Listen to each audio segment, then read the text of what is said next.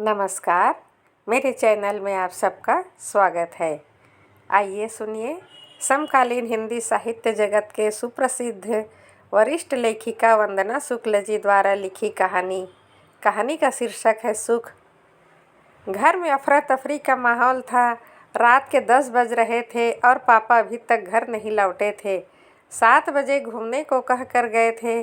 पहले सोचा कि अपने दोस्त वर्मा अंकल के यहाँ चले गए होंगे, लेकिन जब उन्हें फ़ोन किया तो उन्होंने कहा, भाई साहब यहाँ तो कई दिन से नहीं आए हैं। 2-1 बार उन्हें पार्क में बैठे ज़रूर देखा है। मैं 2 दिन पहले ही मुंबई से यहाँ लखनऊ आई थी अपने मायके। जब मैं आई थी तो उन्होंने खूब प्यार किया था मुझे, मेरे सिर पर हाथ फेरा था, सुभाष यानी अपने दामाद के बारे में भी पूछा था। लेकिन आज अचानक किसी अनहोनी से मन बेचैन होने लगा। आधी रात में बड़े भैया, भाभी, मैं और छोटे भैया कार से लगभग भटकते हुए पूरे शहर में पापा को तलाश रहे थे। रात बीत रही थी, आशा क्षीण हो रही थी, हताशा के अंधेरे में मन डूबे जा रहे थे। सभी मौन थे और कार की साइड विंडो से रात की कालिमा को भेद कर एक खोई हुई निश्चिंत को खोजने का नाकाम कोशिश कर रहे थे। हम तीनों की आंखें बस उस दृश्य को तलाश रही थी जब किसी पुलिया, किसी बंद दुकान के बाहर बैठे या यूं ही चहलकदमी करते हुए पापा मिल जाए।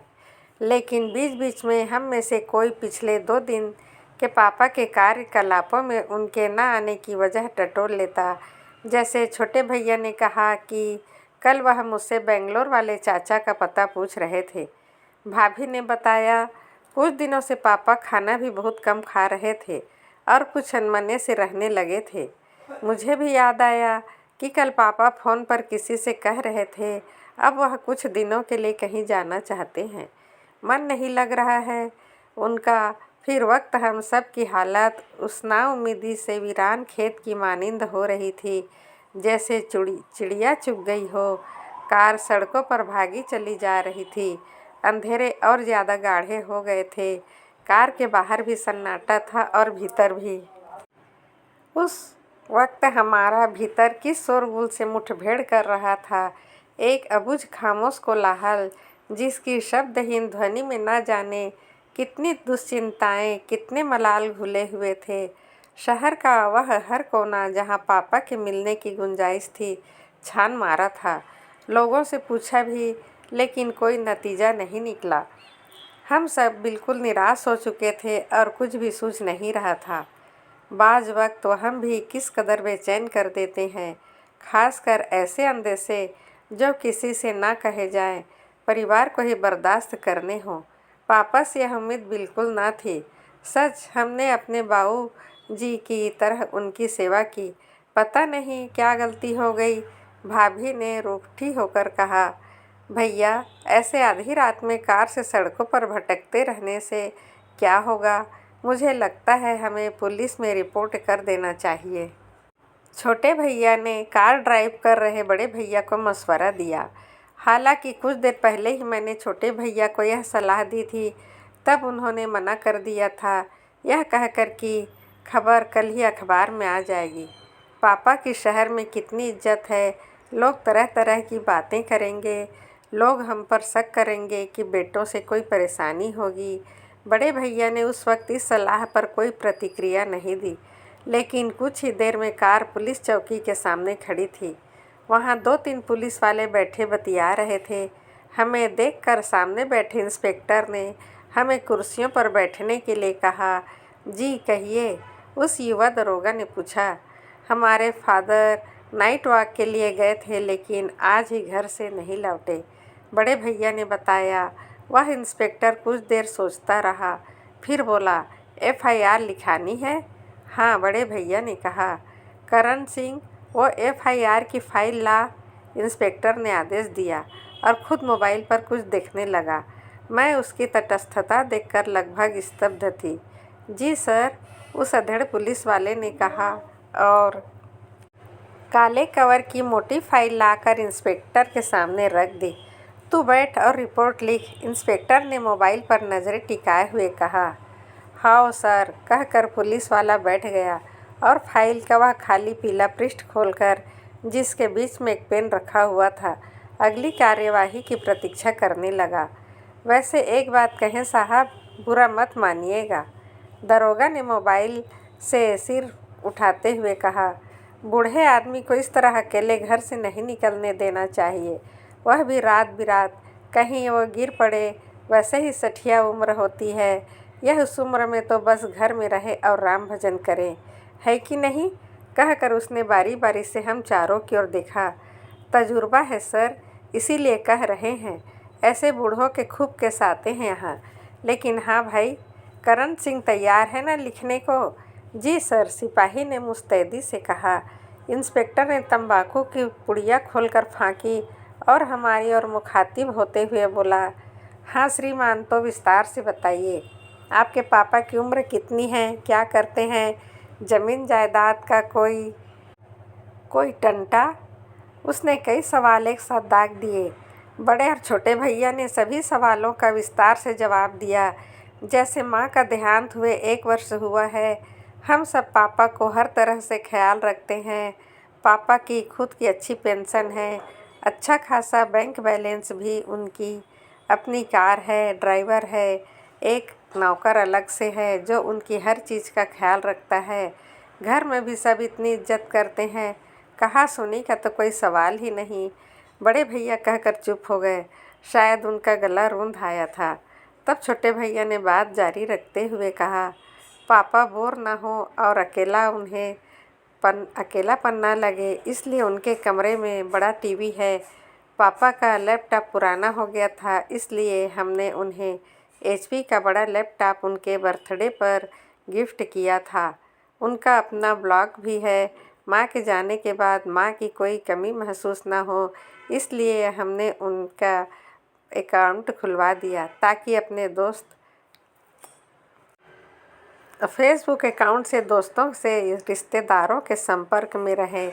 उन्हें पढ़ने का शौक़ है तो हिंदी अंग्रेजी के 2 अखबार आते हैं और साहित्य की अच्छी किताबें और मैगजीन भी पोस्ट से मंगाते हैं। उनके लिए महंगा स्मार्टफोन है उनके पास, जिसमें शानदार कैमरा है। इतना महंगा मोबाइल इसलिए दिलवाया कि सुबह सुबह उधर खेतों की तरफ या पार्क में घूमने जाते हैं, वहाँ की बिंदास तस्वीरें खींचे और फ़ोटो गैलरी से है। और ना बड़े भैया की आवाज़ में पीड़ा थी। पिछली बार माँ पापा की कितनी पुरानी तस्वीरें अपलोड की थी मैंने, इससे पापा खुश हो जाएंगे। लेकिन नो कमेंट। जहाँ जाना है आराम से जाए, कार ड्राइवर दोनों हैं, खुशहाल परिवार है, सब सुख सुविधाएं हैं, ना कोई चिंता ना फिक्र, ना कोई मानसिक बीमारी। पता नहीं कहाँ गए? मैंने चिंतित होकर कहा। जहाँ जहाँ पापा को खोजा जा सकता था वो सब ठिकाने हम तलाश चुके हैं, तभी आपके पास रिपोर्ट लिखाने आए हैं। छोटे भैया ने कहा। रिपोर्ट लिखवा कर दरोगा का पापा को तलाशने की हर संभव कोशिश करने का आश्वासन लेकर हम घर की ओर वापस लौट पड़े। कार आगे भागी चली जा रही थी और मेरी स्मृतियाँ पीछे। पापा बेहद खुश दिल और मिलनसार इंसान रहे हैं। ऑफिस में उनकी छवि एक ईमानदार और कड़क अधिकारी की थी। ऑफिस से देर में लौटते, लेकिन माँ का भी पूरा ख्याल रखते। माँ से कहते, घर में मुटिया रही हो, तभी BP गठिया लगा बैठी हो, थोड़ा बाहर निकला करो। डॉक्टर ने सैर करना बताया था, लेकिन माँ घर के कामकाज में इस कदर मशगूल रहती थी कि अपने लिए घूमने जैसा वक्त निकालना उन्हें व्यर्थ का काम लगता था। पर पापा ठहरे उसूल वाले आदमी। रात का खाना जल्दी इसलिए होता कि अम्मा के साथ पापा कॉलोनी के पार्क में टहल आएं। माँ पूजा पाठ बहुत करती थी और शिव भक्त थी।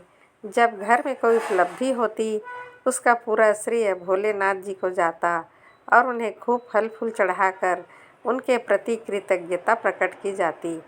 और जब घर में कोई दिक्कत होती तो उसी भोलेनाथ के मंदिर में दया की दरियाफ्त की जाती। करीमगंज के भोले बाबा हर मर्ज की दवा। पापा अक्सर माँ का मजाक उड़ाते। शहर में तमाम शिव मंदिर हैं, लेकिन इतनी दूर इसी मंदिर के भोले बाबा तुम्हारी बात सुनते हैं। क्या कभी किसी बात का श्रेय अपने इस भोलेनाथ को भी दे दिया करो? कहकर वह खूब हंसते। पापा आस्तिक हैं, लेकिन मूर्ति पूजा में उनका विश्वास नहीं रहा। बावजूद इसके माँ की भावनाओं को उन्होंने कभी नहीं ठेस पहुँचाई। पापा जब दिन भर किताबों में मुँह दिए बैठे रहते या संगीत सुनते रहते तो माँ नाराज़ होती। एक तो छुट्टी मिलती है, उसमें भी हमसे बातें नहीं करते। इस पर पापा हंस कर कहते, बस मोहतरमा, 2 बरस बचे हैं रिटायरमेंट के, उसके बाद तो छुट्टी ही छुट्टी है, खूब बातें करेंगे। सोच रहे हैं रिटायरमेंट के बाद हम नौकरी से गंगा नहा लेंगे और तुम्हें 4 धाम की यात्रा करा देंगे। भगवान भी खुश हो जाएंगे। और भगवान भी क्यों, कैसा प्लान है? हमें तो भरोसा नहीं तुम पर। अरे, जिन्हें घर में बात करने का समय नहीं, वह तीर्थ क्या ले जाएंगे? माँ मुस्कुरा कर उलाहना देती। वैसे श्रीमती जी, तुम्हारे पास भी बात करने का टाइम कहाँ है? दिन भर तो काम धंधे में लगी रहती हो, पापा हंसकर कहते।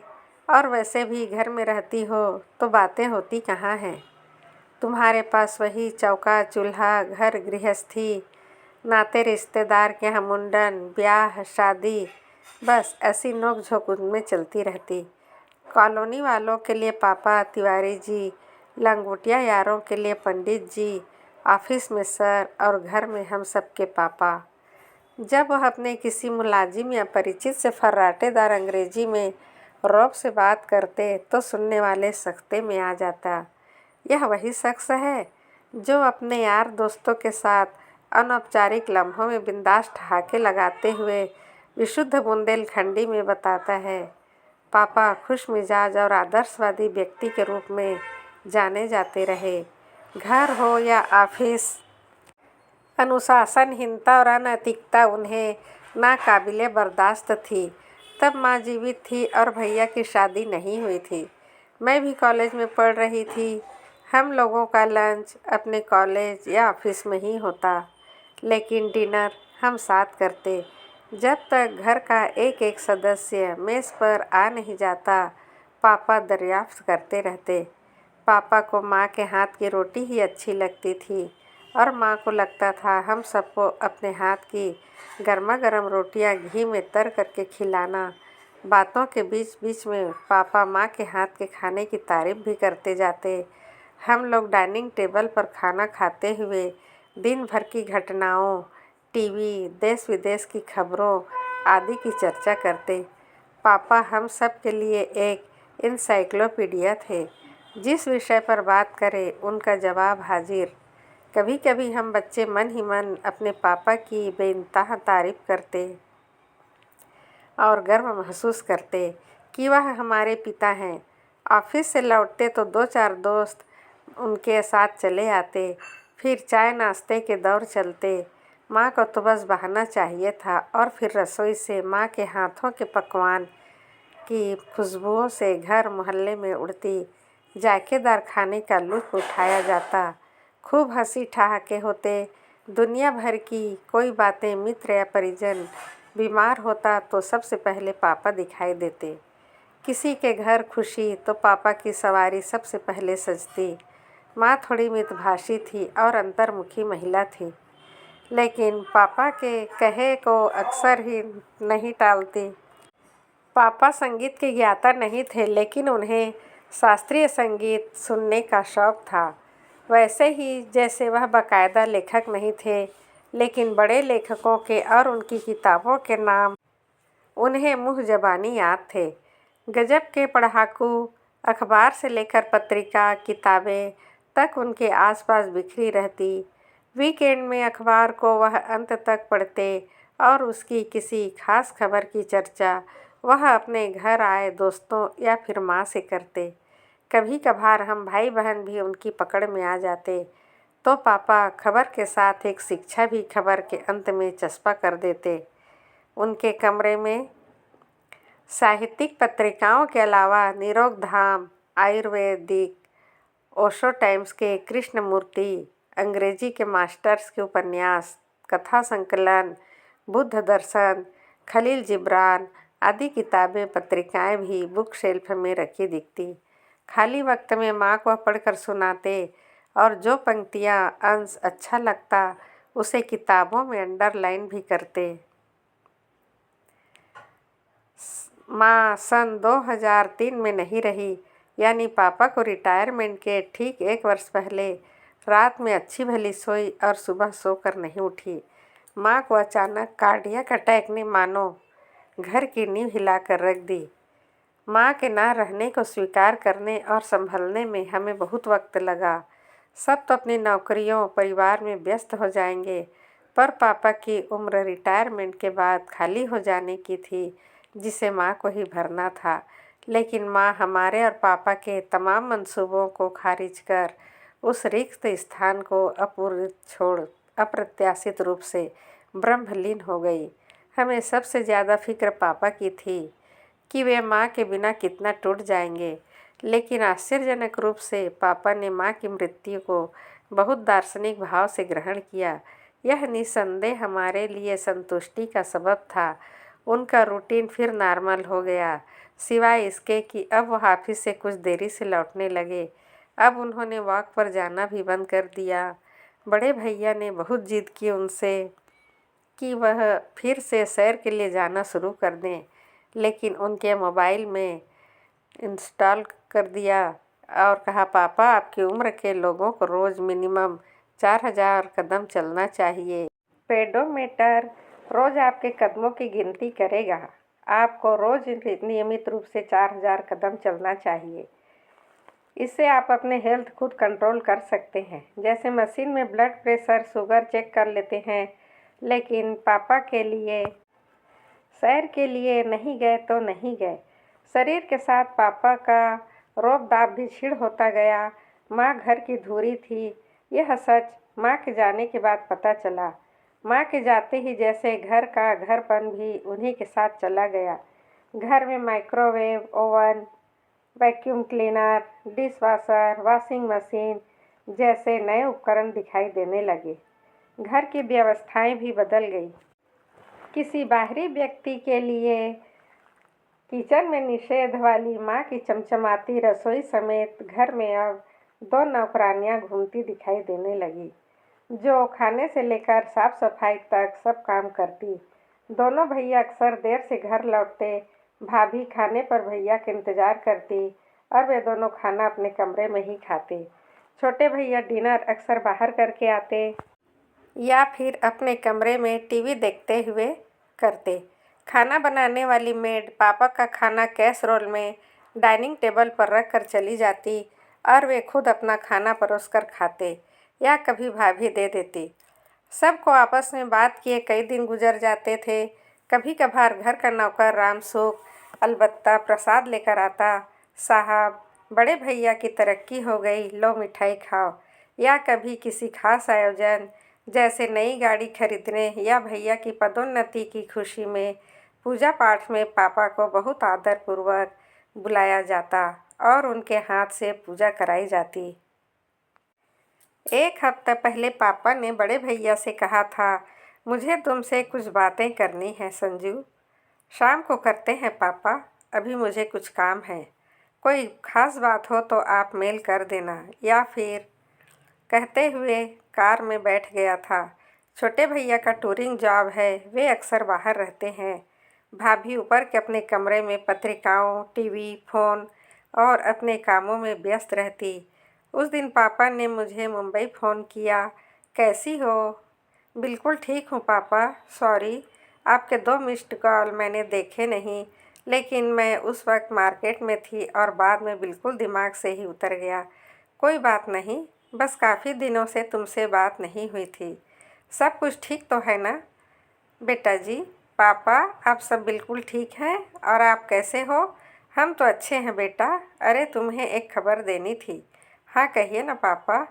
और रत्नेश जैन की माता जी है ना, वही जिन्हें तुम लोग दादी कहा करते थे? हाँ हाँ, क्या हुआ उनको? वो नहीं रही। अरे कब? कल। अरे बीमार थी क्या? नहीं बीमार तो नहीं थी, लेकिन जाने की प्रतीक्षा कर रही थी। मतलब 2 महीने से संथारा पर थी। अरे लेकिन उन्हें क्या कष्ट था? वह तो शहर के रईस लोग हैं। संथारा रईसी का कोई रिलेशन नहीं, पापा ने हंसकर कहा। कभी कभी आदमी को इस उम्र तक आते आते जीने से ऊब हो जाती है। अच्छा वह छोड़ो, तुम कब आ रही हो लखनऊ? बस पापा, सुबह चले जाएं दिल्ली, उसके बाद आती हूँ। रक्षाबंधन भी आ रहा है ना। अच्छा सुनो वन्या, वह अपने आगरा वाले फूफा है ना, उनके बेटे रोहित का ट्रांसफ़र मुंबई हो गया है। उसका पत्र आया था, उन्होंने रोहित को भेजा है और तुम्हारा पता मांग रहे थे।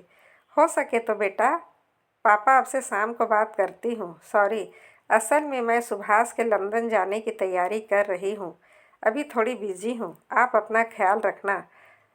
और पापा ने फ़ोन रख दिया था। अब यही बातें सब जहन में उलट पुलट हो रही थी। मुझे न जाने क्यों अपना बचपन, माँ की जवानी सहसा याद आई, जब पापा भी अपने दोस्तों और कामकाज में मग्न रहते थे और हम बच्चों और माँ को किसी बात को हल्के फुल्के ढंग से ऐसे ही टाल दिया करते थे। तब पापा की प्राथमिकताएं अलग थी, आज हम बच्चों की जिम्मेदारियां अलग हैं। आखिरकार हम पापा को खोजने में असफल रहे। अब घर आ चुके थे, रात के 3 बज रहे थे, लेकिन हम सब की आँखों से नींद नदारद थी। हम सभी बैठक में बैठे थे, हताश और निढाल से। भाभी सबके लिए चाय बना लाई थी। चाय पीकर बड़े भैया ने कहा, चलो अब कुछ देर रेस्ट कर लें, बहुत हेडेक हो रहा है आज, कहकर भैया उठ गए। सब सोने चले गए अपने अपने कमरों में, लेकिन मुझे नींद नहीं आई। सोचा सुबह के 4 बजने वाले हैं, यहीं आराम करती हूँ मैं। बैठक में ही सोफे पर आँखों पर हाथ रखकर लेट गई। बेहद शारीरिक और मानसिक थकान के बावजूद नींद आँखों से अब भी मीलों दूर थी। मन में सवाल जवाब बवंडर की तरह उठ गिर रहे थे। कहीं कोई अनहोनी तो नहीं हो गई पापा के साथ? आजकल एक्सीडेंट के कितने केस हो रहे हैं, लेकिन यदि ऐसा होता तो अब तक फ़ोन आ ही चुका होता। पापा की जेब में मोबाइल तो रहता ही है। क्या पापा जानबूझकर दिमाग चक्री की तरह एक ही धुरी पर घूम रहा था कि पापा को इस घर में क्या कमी थी? कितना तो चाहते हैं सब उन्हें खाने पीने से लेकर उनके सुख सुविधाओं, उनके शौक, सभी की चीज़ का तो ध्यान रखा जाता है। किसी चीज़ की क्या कमी थी जो इतने विद्वान, संपन्न, स्वस्थ, खुले विचारों के आशावादी और व्यवहार कुशल पापा क्यों और कहाँ चले गए? अध नींद में लगा जैसे मोबाइल की 1-2 घंटी बजी हो और बंद हो गई हो। कुछ देर अपने मन का वहम सोच में वहीं लेटी रही, लेकिन फिर सोचा एक बार देख लूं, कहीं मुंबई से मेरे पति सुभाष का कोई मैसेज तो नहीं था। मैं बैठ गई और सामने सेंटर टेबल पर रखे अपने मोबाइल में देखा। कोई मैसेज या मिस कॉल नहीं थी। तभी मेरी नज़र एक दूसरे मोबाइल पर पड़ी जो वहीं मेज़ पर रखा था। मैंने उसे उठाया। वह बड़े भैया का था जो रात में यहीं छोड़कर अपने कमरे में चले गए थे। देखा उनके फ़ोन में मिस्ड कॉल था जो अभी 10 मिनट पहले ही आया था। मैंने उन्हें कॉल बैक किया। कुछ देर घंटी जाती रही। हाँ जनाब बोलिए, वहाँ से एक मर्दाना आवाज़ आई। संजीव तिवारी के यहाँ से बोल रही हूँ। इसमें अभी इस नंबर से मिस्ड कॉल था, इसीलिए आपको किया। वैसे आप कहाँ से बोल रहे हैं? हम साकेत नगर पुलिस चौकी से जनाब। 1 मिनट रुकिए। जगह का नाम सुनकर बदन में एक सुरसुरी सी फैल गई। पुलिस चौकी साकेत नगर, इस चौकी पर तो हम रात में गए थे FIR लिखाने। करीब 1 मिनट लगा उस शख्स को वापस लौटने में। उसने कहा, SI साहब से बात कीजिए जनाब। फिर वहाँ से आवाज़ आई, आपने रात में FIR लिखाई थी, आपके पिता या कौन थे? वो श्री अवध बिहारी तिवारी। उनका पता चल गया है। कहाँ है वह? बतलाइए जल्दी। ठीक तो है, हमें पता दीजिए प्लीज़। मैं भावावेश में खड़ी हो गई और एक सांस में बोल गई, लिखिए पता, शहर से थोड़ा दूर। ठीक तो है ना? यह सब अभी नहीं बता सकते। उनकी दिमागी हालत कुछ ठीक नहीं लग रही। आप लोग यहाँ आ जाइए। यहाँ उनके बताए पते पर। कार भागी जा रही थी। कार जहाँ रुकी वह करीमगंज का शिव मंदिर था। हम सब सीढ़ियाँ चढ़ते हुए लगभग भागते हुए मंदिर में पहुँचे। वहाँ सब इंस्पेक्टर 2 सिपाहियों के साथ पहले से मौजूद था। आइए मेरे साथ, उसने कहा। चलते चलते वह बोला, हमने आपके पिताजी से कहा था कि आपके घर छोड़ देते हैं, लेकिन वह नहीं माने। वह बिल्कुल मौन है, तब से कोई जवाब ही नहीं देते। बहुत थके लग रहे हैं, इसलिए मुश्किल से उन्हें भीतर पुजारी के कमरे में भेजा है। वो एक छोटा सा कमरा था जहाँ पापा खाट पर दीवार की तरफ पीठ करके लेटे हुए थे। पापा, बड़े भैया ने उनके कंधे पर हाथ रखकर आवाज़ दी। अचानक पापा चौंक कर उठ गए और अपने सिरहाने रखे मोबाइल को कान में लगाकर बोले, हेलो संजू बेटा। वंदना शुक्ला जी द्वारा लिखी इस भावपूर्ण कहानी के अंत के साथ ही मुझे विदा दीजिए। धन्यवाद। यदि आप इस चैनल पर नए हैं तो प्लीज़ सब्सक्राइब कर दीजिए, लाइक कर दीजिए। आपका दिन शुभ हो, मंगलमय हो। आप सदा हंसते रहिए, मुस्कुराते रहिए। राधे राधे।